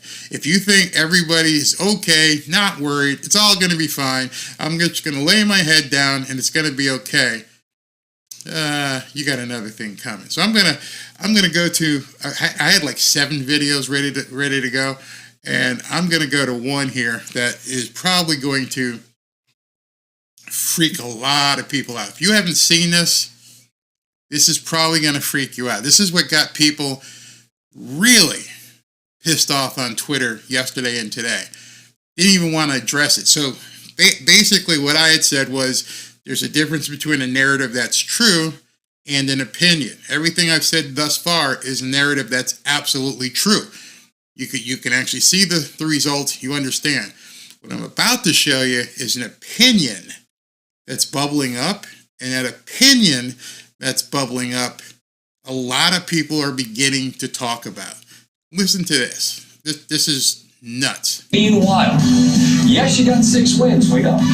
But you're 0-3 against the good teams. The losses have come to the Chiefs, the Eagles, and the Bills. The teams they've beaten are combined 11-30. Now, Robert, no one's saying, or at least I'm not saying, that they can't beat good teams. They just haven't. Right. In order to, which they will have to do at some point if they want to be who they want to be, what needs to happen? Yeah, the Miami Dolphins are a good team. Now, understand you're looking at a former quarterback, a former defensive tackle, and a former defensive back. All 3 of them have professional level experience. All 3 of them have been analysts in addition to players. One of these guys speaks his mind completely, tells you what he's thinking, his opinion. And you're going to see the other guys go, ooh, you went there? Listen to this. This is... But to be great, they have to win that game. And for me, it comes down to what Tua Tagovailoa is doing at the end of games. Okay? Tua is a great quarterback. He's honestly played the position probably better than anyone has this year, leading the league in passing yards and touchdown passes and quarterback rating. So he's giving you the stats, leading the league in this, leading the league in that. He's doing great, except against winning teams. Right here in this situation, what are you doing, man? You can't put your team in that situation. Obviously, you want to say, hey... They're showing the game clips, which I can't show. They got to protect them. But also, when you talk about these types of throws, you got to be able to hit those in those crucial moments. And then this one was probably the one that everyone's wondering what happened. Right? It's a double move. He's got Cedric Wilson Jr. down the sideline, and he throws it short. You never really see that. And then here, back to back. No one's explained what happened with that play. They just call it a miscommunication. Don't know how it was miscommunicated. Don't know who. Hey, Mike, Who did it wrong? Did the receiver run the wrong route? Did Tua throw it the wrong place? Nobody explained it. You see a play where he just takes his eyes off of the football on the snap. Some people don't blame the sim, but I promise you, if you ask Tua, he'll say, hey, that was on me. Which he did in the presser. Tua 100% said that blown snap was on him. So now listen to what gets said here. For me, this offense is their strongest asset, right? But they go over there overseas and they left it at baggage claim. Yeah. They didn't convert a third down until the middle of the third quarter, guys. So when you talk about what do they have to do to win those games, they did what good teams do. They came back in the second half and they made a game out of it. But your quarterback is a great player, but if he wants to be that $50 million type of quarterback, he has to make those plays at the end of the game. Just so you know, again, I mentioned Stephen Ross. There ain't no way in hell he's given Tua a big contract. No way in hell, given what he's been seeing and given the differentiation in numbers thus far. He's going to have to take this team deep into the playoffs. Now listen to what's going to get said. Okay, so I'm not talking about man. I got a question for you. I'm not talking about manhood. I ain't talking about none of that. Is he? So he kind of slurred that. He goes, I'm not talking about his manhood, but he actually is. Afraid? Is Tua afraid? Like we talked about the concussions last year. We know that has to play a part in how he plays in these games. To me, I'm gonna tell you what it looks like to me, and then you answer this, RG. Right. Watch Robert RG3's face here. As a defensive player, it seems when pressure is coming towards Tua, he falls before he figures out what can happen after that pressure. The tape from this past game certainly says it shows that he when he gets stuck with the ball in his hand, it becomes hard for him to make those extra plays. He's not Lamar Jackson. He's not Josh Allen, Joe Burrow. When it comes to mobility, his greatest weapon is his accuracy and his timing. Yeah. And when you shut that down, it can be a problem. And also the run after the catch for his wide receivers, they were all over them the whole day. He doesn't have to cut you off. Please. He doesn't have an exit plan. Right? He has a plan for when everything's going well. He doesn't have a plan that adjust when you stop what he's great at, and that's the thing that they're going to have to find in Miami. And I do. All right, so what you've heard thus far is somebody asked him if he was afraid, didn't want to question his manhood, and then RC just said there's no exit plan, there's no backup, there's no plan B, no plan C if the play breaks down. I got to throw it down. I said in my video the other day that the mobility issue is a problem. The mobility issue is if he is threatened, just to get rid of it. Now, I was one of the guys myself. I will admit it. I was one of the guys myself. Tua, don't be a hero. If it's not there, throw it away. Hit the cheerleader was one of the things I said. Don't try to extend the play. But now, the game and this offense has evolved to such a point where it's becoming an impediment. And what I mean by that is if everybody knows the same thing that we know, hey, don't run. Don't put yourself in a position where you might get hurt, where even he might be thinking, I can't do this, where Mike McDaniel has said, don't run. The defenses now know he's not going to run. He's basically setting himself up to be a sitting duck back there. This is the quarterback that Mike McDaniel wanted to go with, and I'm going to devise my entire offense around the fact that Tua won't have to run because of the quick release, and will get the ball out fast, and he won't get hit. He won't be in that position. Now you're at mid-season, and the good teams with good personnel, I keep wanting to say that, good teams with good personnel, they all see it too. Hey, he's not going to run. You know what? Darius Slay said it. We knew if we could stop his first read, not that he's a one-read quarterback, but if we could stop his first read, he's going to be back there flat-footed, and we can just bring the heat. You're seeing it over and over. Kansas City, Chuck Tyreek, Chuck Berrios. We're very physical at the point of attack with the receivers so that the first read wouldn't be there, giving these guys time to go after him. And they know they pretty much have some red meat sitting back there because he's not going to run. So in essence, what we're saying, and they're saying, is the defenses have caught up to Mike McDaniel's system. They're ignoring the motion. They're stopping the first read, and they're bringing the heat with edge rushers coming after Tua, knowing he won't run. If you ever been hunting and you notice the look of the deer in your eyes, they're stuck. They're not going to move. They're basically just red meat waiting for you to take them down. Understand, in 2 weeks, the Dolphins are going to go up against the close to number one edge rusher in the league, Max Crosby. Max Crosby is a beast. And I don't know if Teron Armstead's side or the other side, but he's going to be coming. He's going to be coming.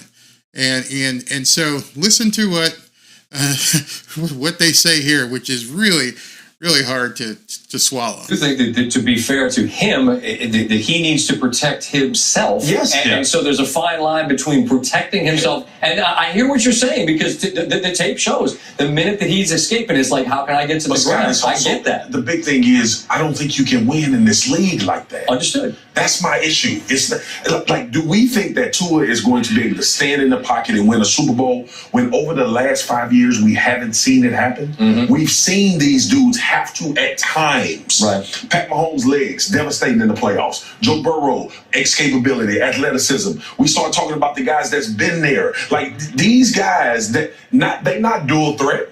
They can use their legs to get out of harm's way. I don't see that from Tua. Okay.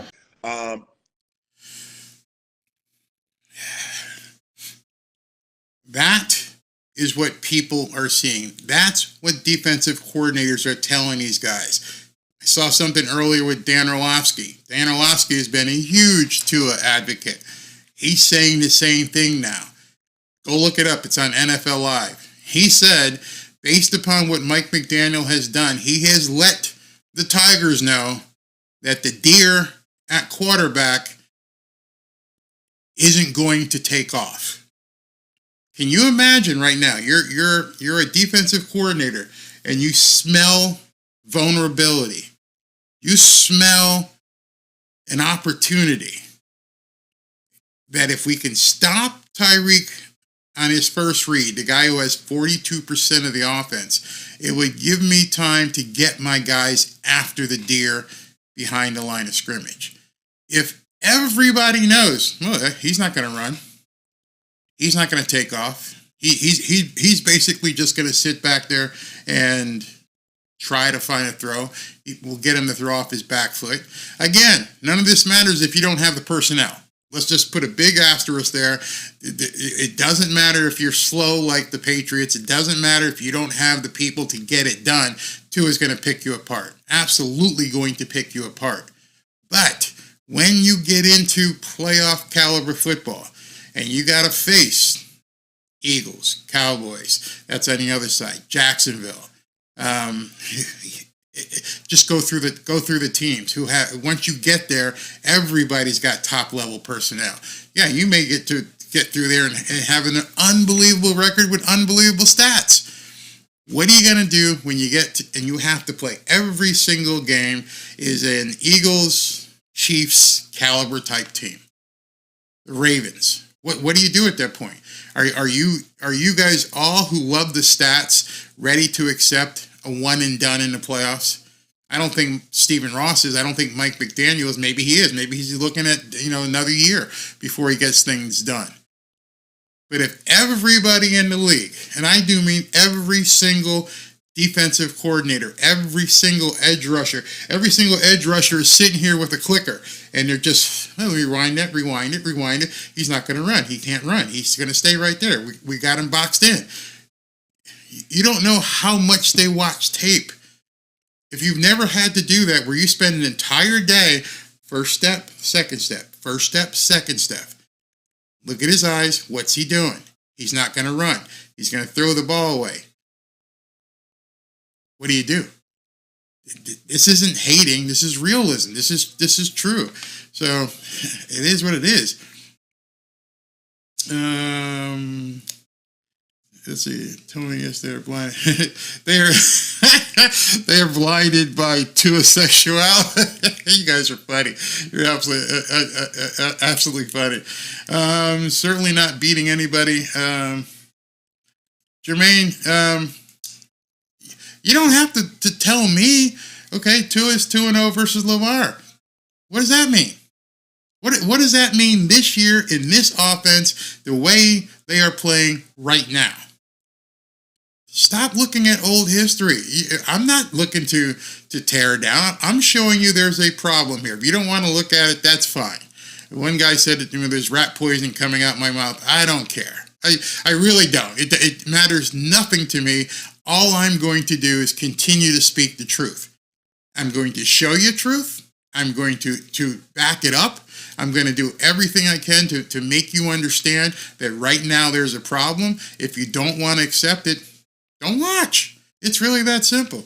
I don't know if people understand really how infantile that sounds. The whole word that keeps getting perpetuated. Haters. Nobody hates Tua. No, nobody at all hates Tua. I don't even hate Tua. As I've said, and let me go ahead and just show you again. Just in case you're not understanding what's going on here. There is no such thing as a hater. Respect when earned, criticism when deserved. Right now we've got some criticism, some hot steamy pile of criticism. You don't like it? That's too bad. That's absolutely too bad. I'm not here for that, okay? You're showing stats that don't tell the whole truth. Okay. I've been here an hour and a half. I got to get something to eat, but before I go, I'm going to let you talk. I'll wait for your next comment. You ready for the next comment? You go ahead and show me why those stats don't tell you the whole truth. You tell me in football terms, not that Tua is the greatest quarterback in the world. You tell me in football terms how you can look at those stats and see a complete drop off the cliff and it tells you not the whole truth. I can already tell you what you're going to say. I can already tell you what you're going to say. You're going to say, well, the offensive line was hurt, or we had to play second string, or there was too many penalties in Philadelphia, or Achane wasn't playing. Oh, we just got Armstead back. Oh, we just got Ramsey back. Those other things don't matter. Really? Is that where you're going to go? Is that the whole truth you want to go with? So, I can't even address that. That's la-la land, man. That's la-la land. Absolute la-la land. Captain Swole, we don't hate Tua. We hate you Tua fans. I don't even hate the Tua fans. I just wish people would be reasonable.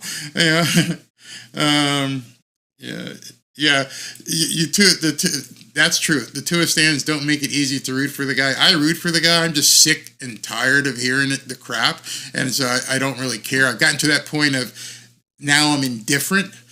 If people think the opposite of love is hate, no.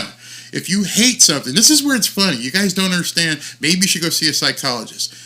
The opposite of love is not hate. The opposite of love is indifference. Talk to a psychiatrist. They'll tell you, I no longer care what you people think. And I'm talking about the Tua stance. I don't care. You're unreasonable. You're just nuts, and there's no getting through you. And you try to shout people down. They actually went after Marcus Spears today on Twitter and flooded his timeline because he said something about Tua actually being afraid. And they went after him. Do you think that helps your cause? Let me just ask you. I'm not really want to spend a whole lot of time on a Tua, but do you think that really helps his cause when you're going after these guys who have massive audiences? You think you're changing their mind? I don't know who you're going to talk to at this point. Man, you lost Emmanuel Acho. You lost Colin Coward. You lost Shannon Sharp. You lost Chad Ochocinco. You've lost Good Morning Football. Yeah, you're on the brink of losing Rich Eisen. You lost the guys Nick Wright and Chris Broussard. I don't know who you're going to cry to anymore. Nobody cares what you have to say. They can see with their own eyes. You're the ones who have the issue. Somebody said something earlier. Like, Tom Brady stays in the pocket. That, to me, is the biggest indicator of complete insanity. I've had people compare Tom Brady, Peyton Manning, Drew Brees, a bunch of guys with gold coats, to Tua. That is beyond a pale. Yeah, we never had Colin. But Colin started coming around. At one point, he started drinking the Kool-Aid, and then he stepped back. Brady could throw a 15-yard out, and I can bet your ass, I would push all chips into the table. If Tom Brady walked up to a zero blitz or a bomb blitz and saw 7 guys on the line of scrimmage, he wouldn't need Bill Belichick to call an audible. He'd look and he'd go, and he'd call an audible, and he'd crush you if you tried that against him. Just think about that. The reason these people are going with bomb blitzes is what you saw when there's 6 or 7 guys and they're all coming. The reason they're going with it is what? The reason they're going with it is because they've looked at the film and they've clicked and they've gone back and they've gone forward and they're like, hey, he's not gonna do an audible. I bet you if we all went back and started looking at things and pulling lots of tapes, we're going to see that more than likely Mike McDaniel comes predetermined with a play and Tua just goes with it. There's no other explanation for why if you look at the line of scrimmage and you see 7 guys looking to come fire at you. They're all coming. That you don't go kill, kill, kill, Omaha, Omaha, Omaha, tap the helmet, strike, strike, strike. There is no reason why you wouldn't do that unless Mike McDaniel didn't give you the option, which is malpractice. But like Captain Swole and a couple of guys said, you couldn't do that against Brady. You definitely couldn't do it against Brady. You couldn't do that at Manning. You think if they walked up to the line of scrimmage and saw 7 guys, they'd have to look over at the coach for an audible? Hell no. Brady would just click this and matter of fact, he probably wouldn't even have to say much. He'd probably just hold up a finger to Edelman or somebody and they go, yeah, gotcha. I know exactly what you want me to do. We've seen this. We've practiced it. You know what? Hey, there's 7 guys coming. I'm going to shake this guy and just go over in that empty space and you can just dump it over the middle. Don't compare these guys to Tua. There's something missing.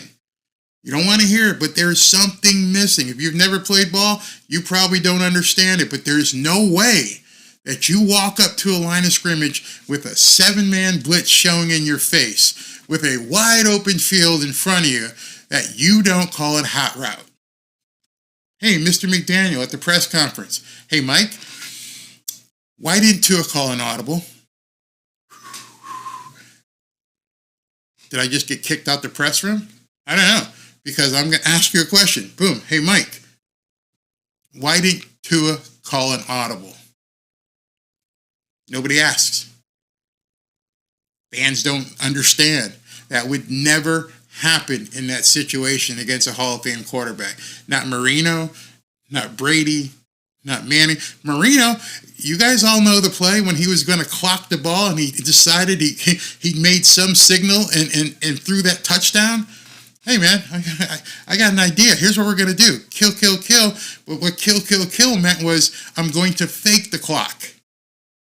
Good quarterbacks, elite quarterbacks can change the play on their own. He doesn't have killer instinct, or again, maybe he's told not to. I don't know. You're exactly right, B. That's a good question. Isn't that on the wristband? Good question. Hey, man, if there's 7 guys in front of me, change the play to this. Absolutely good question. Absolutely good question. Didn't look at his wrist. I have the play. You can look it up. He didn't even try to change the play. Why?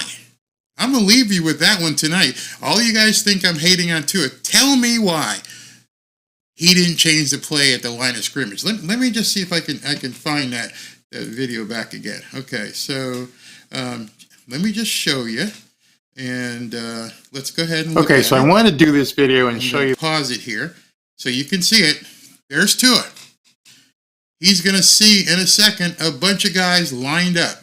Let's see. Let's fast forward a little bit to here where comes the snap. And the play starts. As we see the snap come up, we see Cedric Wilson go in motion. And right there's a snap. He saw those guys coming up. I count 1, 2, 3, 4, 5, 6, 7, 8 guys on the line of scrimmage. They're sending everybody. Tua never looked to do a hot route. Nothing. He just stood there. He looks over. He signals the motion. Pre-snap, you can see the defense. They're going to bring everybody on the split. In a second. And I'm just going to go frame by frame so you can see something, so I can show it to you. So here comes the snap. All right, and as we see the snap come up, we see there's a motion. He just signals the motion. Never looks to call an audible. He's staring down 8 guys ready to come and take your face off. Never, ever looked at changing the play. That wouldn't happen with Brady. That wouldn't happen with Manning. That wouldn't happen with Breeze. Definitely wouldn't happen with Marino. So I would just love one of these Tua fans to tell me why, with everybody coming, Tua didn't change the play at the line of scrimmage. There's no answer for that. Let's see what else here. Yeah, Brady has had years and years of experience. Tua just started. Well, actually, he didn't just start. This is what, Tua's 4th year? You practice every single day. You know you're going to see these kind of blitzes. You don't think Mike McDaniel has an audible for Tua? That would be stunning. Stunning if he didn't have one. Tony Smith said he was scared.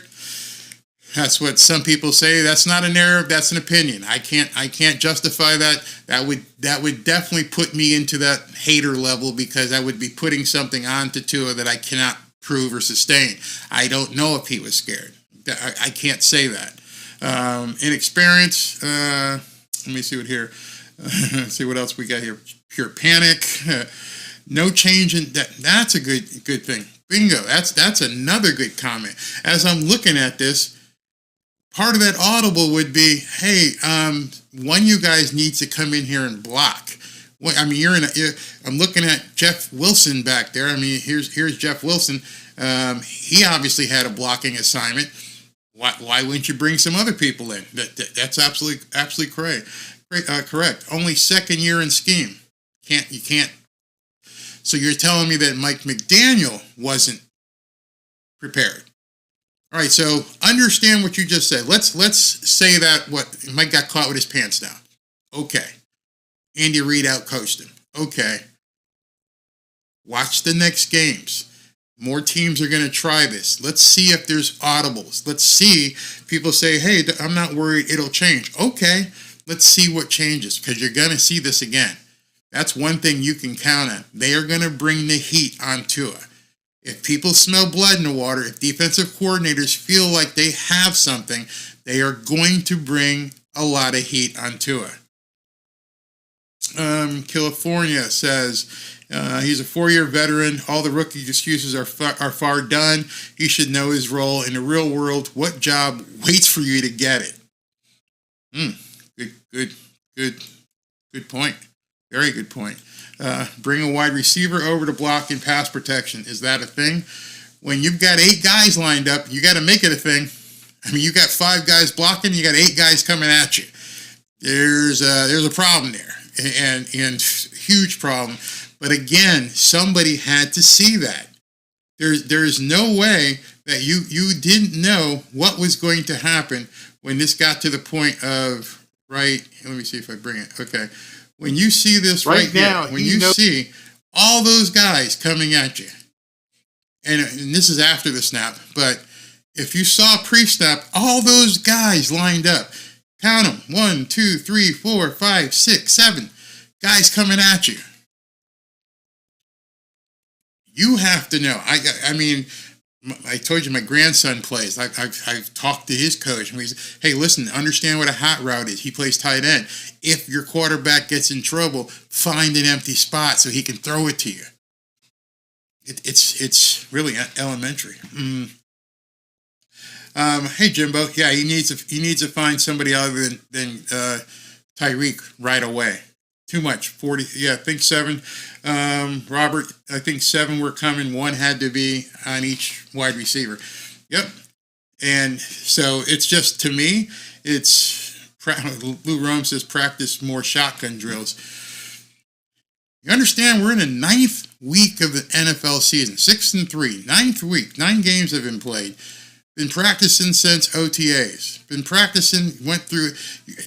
How did this happen in the 9th game of the season? That's not hating. That's asking questions. I don't know.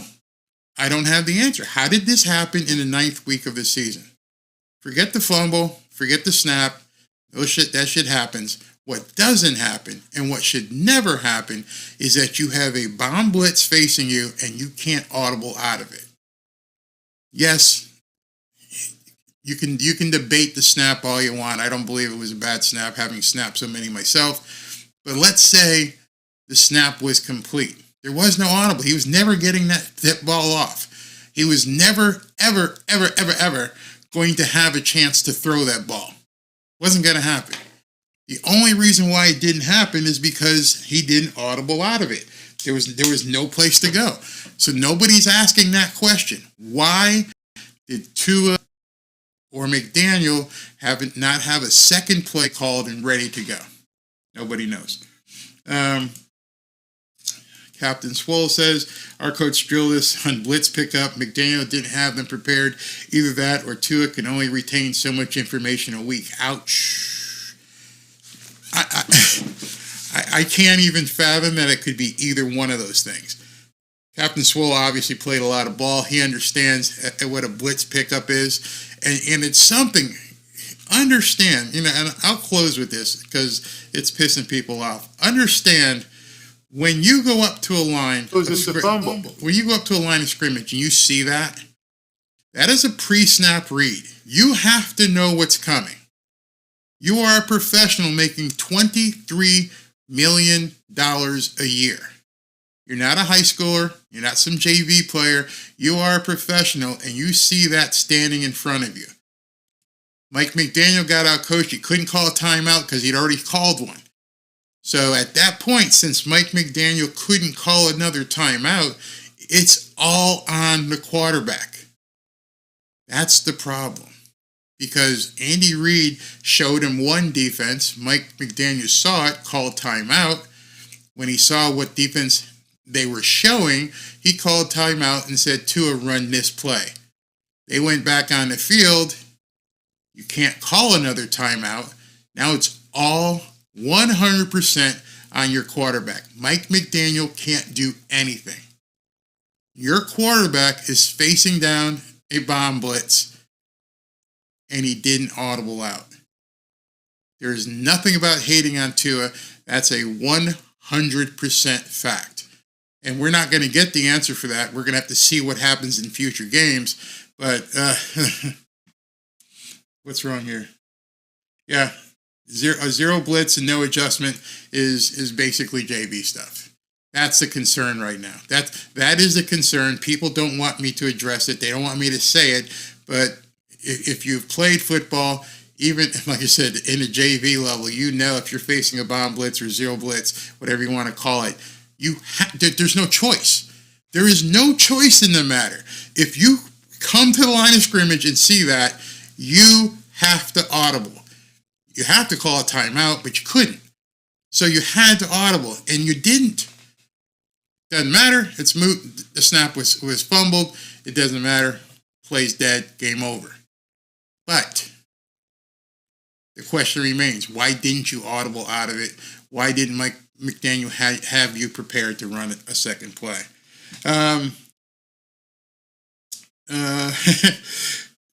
Thanks for that.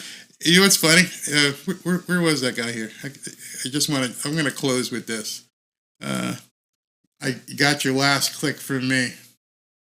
There's a lot of guys out there who will give you, and they'll stroke your nuts and make you feel good, okay?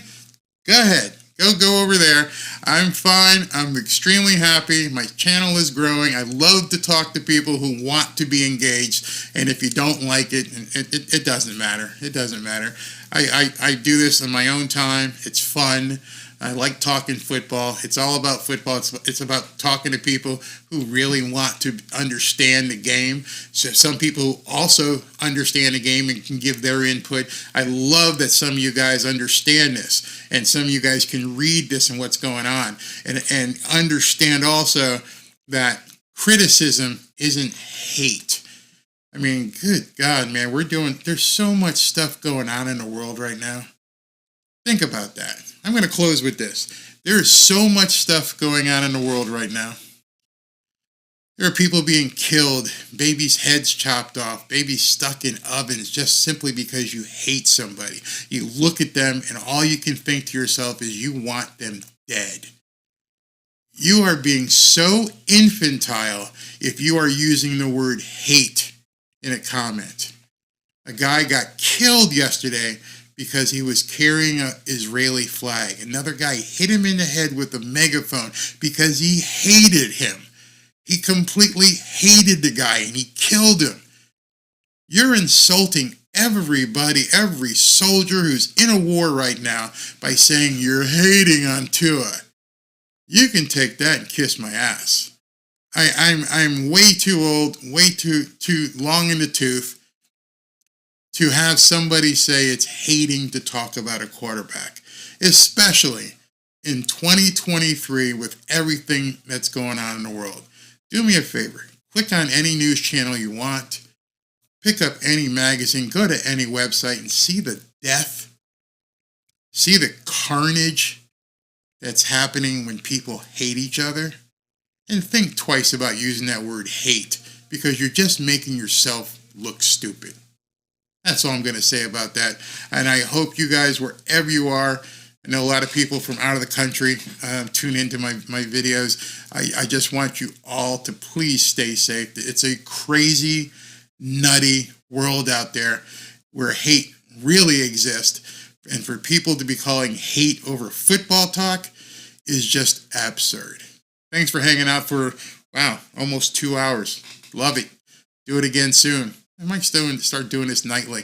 Anyway, love it. Thank you for tuning in. And even though you did leave some bad comments,